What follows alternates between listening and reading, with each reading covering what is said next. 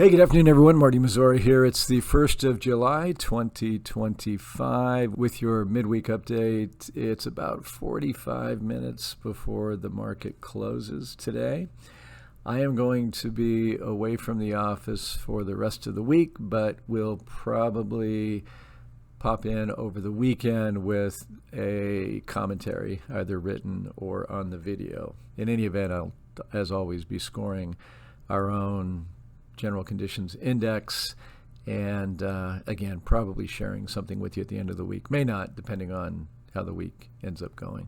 For today, I thought I'd keep it relatively quick, although I think I have some important material, perspective, I think, to share with you.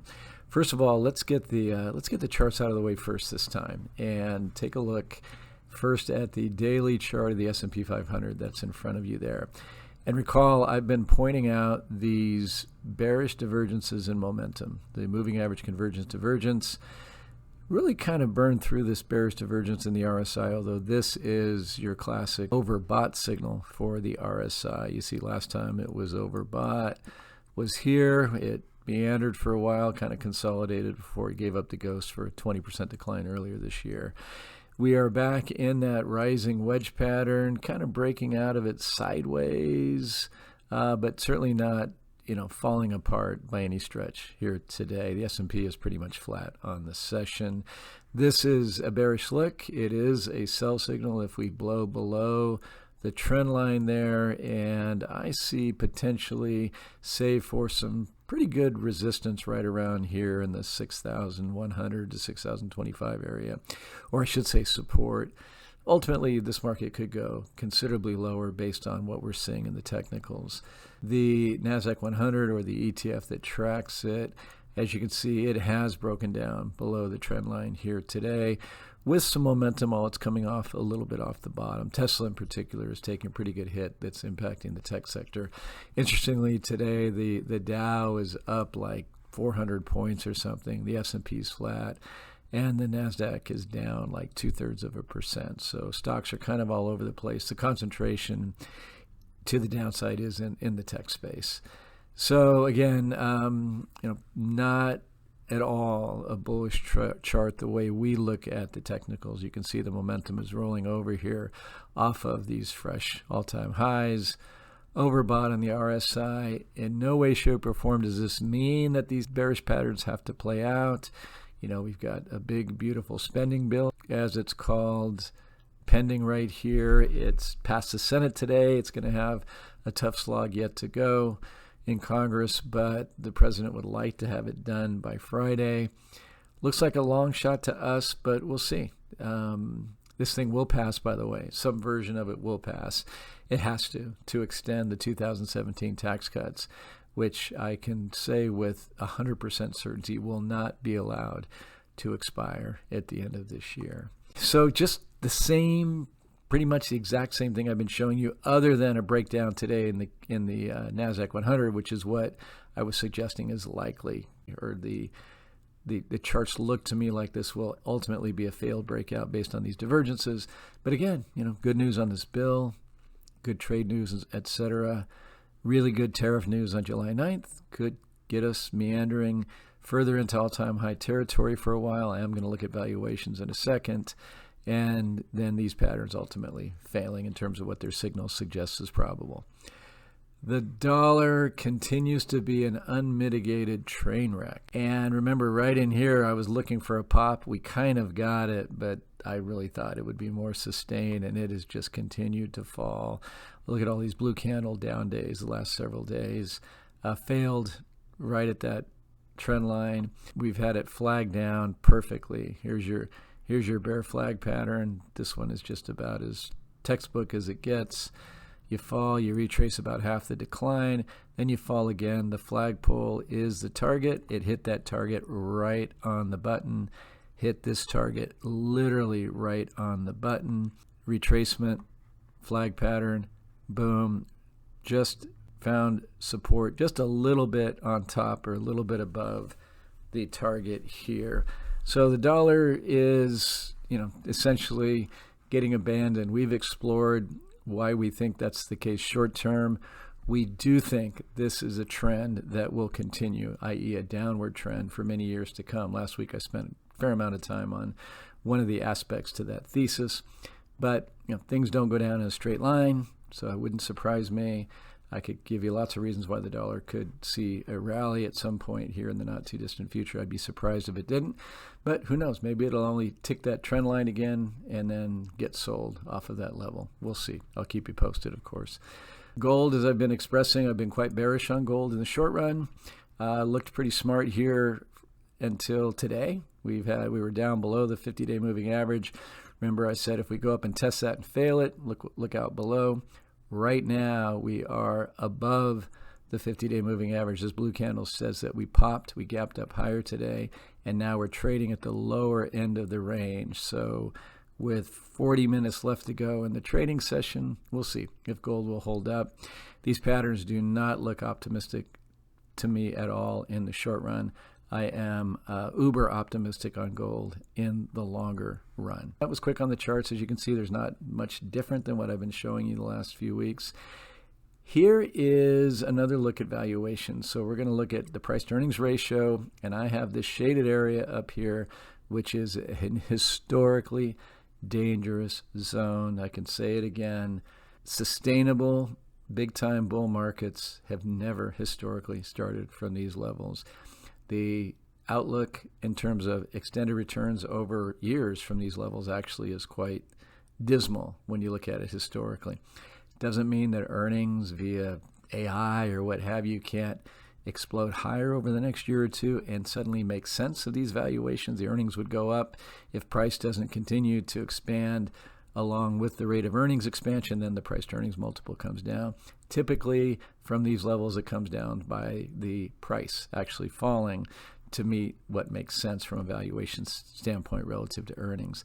You really want to look at price to sales, though, because that is harder to manipulate than price to earnings. And you can see we are virtually at historic highs here with the S&P at a historic high. Price to book value, we've almost again never been this expensive.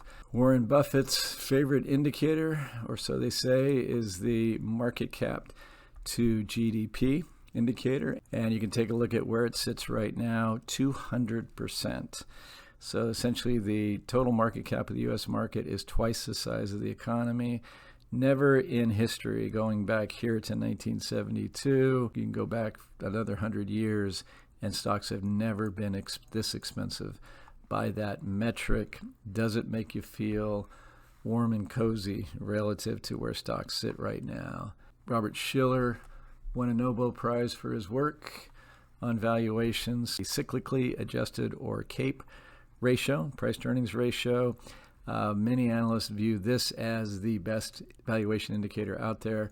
As you can see, it sits right now, it's back up to 37.83. Other than the tech bubble in the early 2000s, which turned out to be utterly disastrous for tech stocks, and then the COVID anomaly where we had stimulus pushing stock prices to the moon while earnings weren't going with them, so we had a very high price to earnings ratio. Other than those two instances in history, and this goes back to, as you can see, the 1800s here, not even close to where we are currently. This was right before the 1929 stock market crash and then the Great Depression. So, folks, again, valuations are not timing tools by any stretch of the imagination. Stocks can stay up here at these incredibly historically lofty levels for a very long period of time, as long as people are willing to pay that price for a share of stocks. And that means that they are anticipating earnings going up virtually as far as the eye can see, and who knows, maybe the market is right. All I'm telling you is that history says that you don't want to bet the farm on U.S. equities when you look at all these different valuation metrics. They can be corrected through higher earnings as opposed to falling prices. So that's what we need to keep our eyes on very closely as the months and years unfold going forward. Okay, so I want to finish with almost, I would say, kind of competing narratives that were actually created by yours truly. Okay, first of all, from our own log, and this is what I had put in on the 26th, so just the other day. Of course, this time could be different, but history says that when the unemployment rate and the jobs availability sentiment among consumers from the consumer surveys, which is inverted on this chart, look like this, recession is close at hand. So the unemployment rate is the dark line, job sentiment, if you will, is the green line. These gray shaded areas are recessions back to the 1970s. So every single time, without exception for the last 50 years, when the lines have come off the bottom and begun to move in that trajectory, it was right ahead of or even during the beginning of recession, without exception. Okay, so here we are today, folks, and we're not in recession yet, not officially anyway.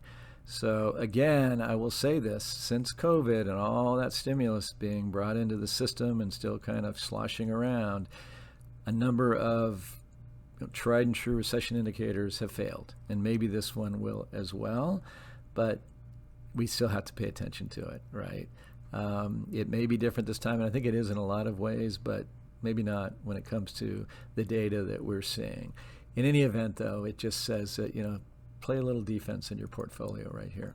And then I added here, and this part's from Peter Bookvar, my part says, the claims data, while not alarming, could be, albeit quietly, sending a signal. So here's Bookvar. The 4-week average is still hovering around the highest level since August of 2023.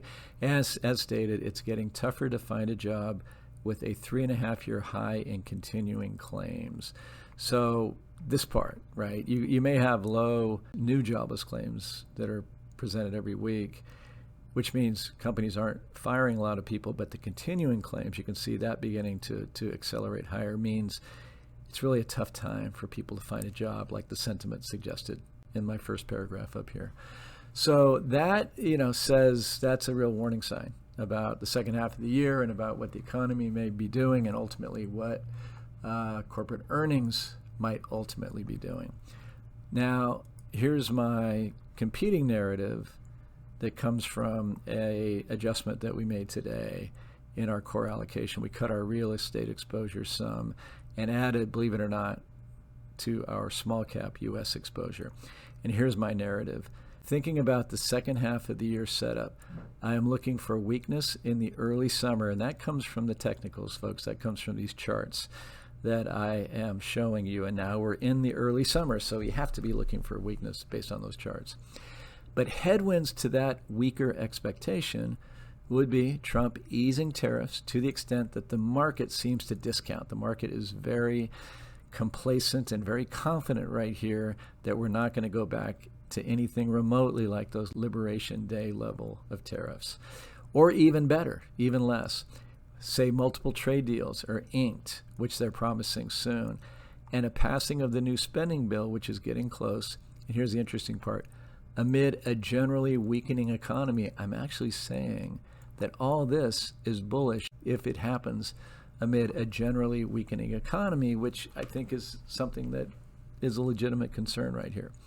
So with regard to the economy, if it were to not weaken from here, inflation and thus interest rates responding to the positives above these things would likely prove to be a serious headwind for U.S. equities.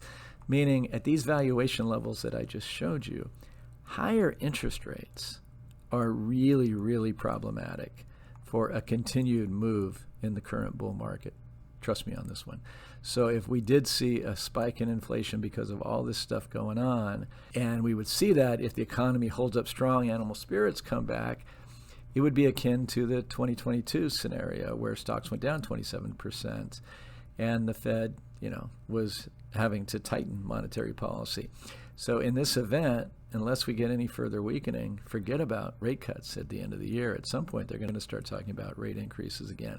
So we actually, for this scenario, for all these wonderful things to happen, there's going to have to be something on the other side of that, which drags down inflation and drags down interest rates. Now, beyond early summer, the above also pretty much serves as the bull case for U.S. equities during the second half. So if you had to make a bull case, this would be it. Clearly now, a lot can go wrong with the above. Trump's penchant for high tariffs likely being the obvious risk. So what we did, XLRE is our real estate ETF. It's still worth having some exposure. This is an aside, by the way. It has a tilt toward data centers and tech-related REITs. It's done essentially nothing this year, and the space in general is at risk if rates indeed rise from here. Small caps have been serious underperformers this year, although catching up of late, to the extent that higher yields, should they occur, strengthen the dollar. And I'm looking for a short-term temporary dollar rally in the second half. Small caps, being domestically centric, tend to benefit, relatively speaking. They could indeed fall as well in response to rising interest rates. They probably would. All things equal, a stronger dollar is bullish for U.S. small caps, bearish for U.S. international or multinational companies. We'll see if it has any impact, but you could argue on behalf of small caps, based on their abysmal performance, they're still way off of all-time highs while the other averages are up there. So if we do get a rip-roaring second half of the year, which we could, not our base case, this somewhat marginal move into more small caps exposure gives us a little more upside oomph than we would currently have, but doesn't expose us to something devastating to the downside. We're still hedging, we still own gold, we still own some long-term bonds, etc. So again, small caps have some catching up to do, more so than REITs in a second half scenario.